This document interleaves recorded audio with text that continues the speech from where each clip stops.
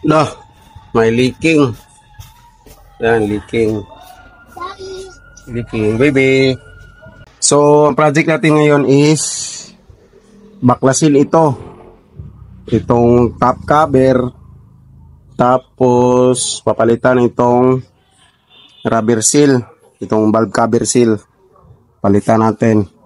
Alright, let's go. So ito na, dumating na yung valve cover seal natin. Siyempre meron na din itong kasamang 4 na spark plug seal ko para hindi talaga mag-leaking. Kung gusto mo umorder nito, ilagay ko na yan yung link dyan. So gamitin natin itong Makita impact wrench, right?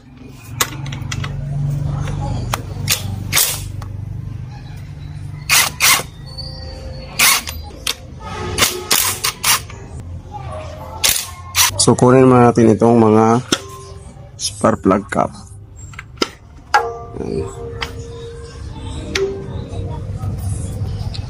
So pati itong PVC. Pati ito kunin natin. Yan, may 4 na bolt yan. Alright. Hugot lang. Okay. Dali naman to mga paps. So pag nahugot na yon is isunod natin ito. So alright.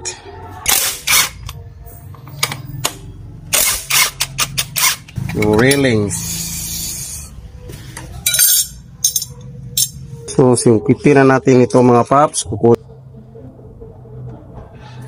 Okay. One hand lang kasi wala man akong cameraman. Oops, may nahulog na naman. May nahulog na naman. Tingnan nyo yung makina natin, paps. O, di ba? Malinis kasi alaga yan sa change oil. Diba? Alaga yan sa change oil. So ito yung yung luma na valve seal cover. Kunin natin to.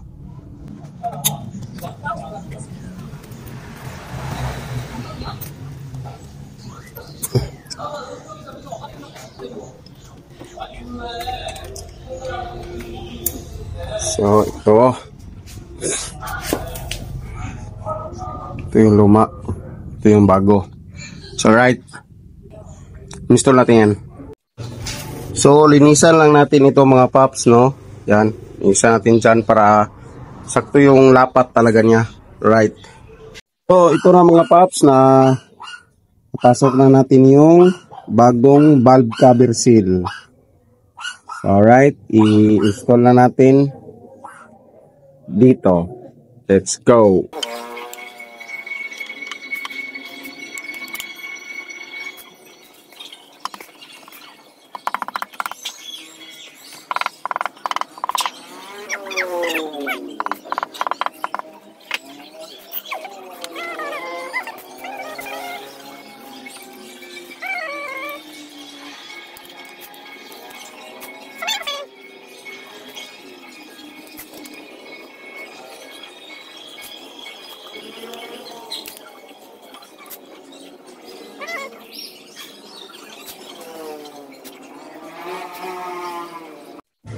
So ayan, na-install na natin ito.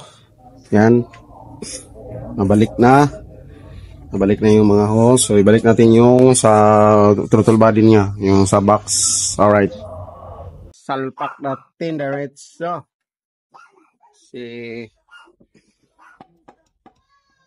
Salpak ng banatan. Alright. Yan yan. Salpak na. Install natin itong 4 na bolt.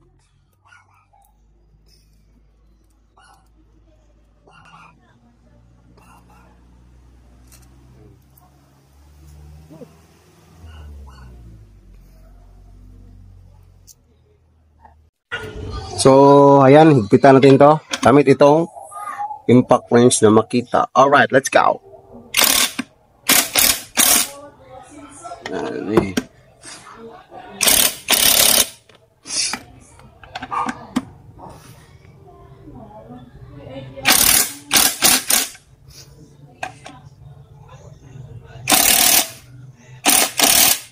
So, ibalik din natin itong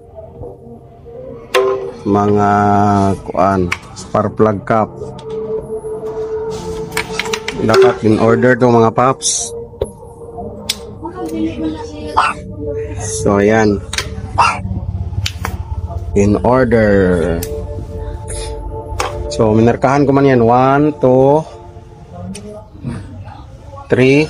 Yan, may mga marka yan. Saka 4.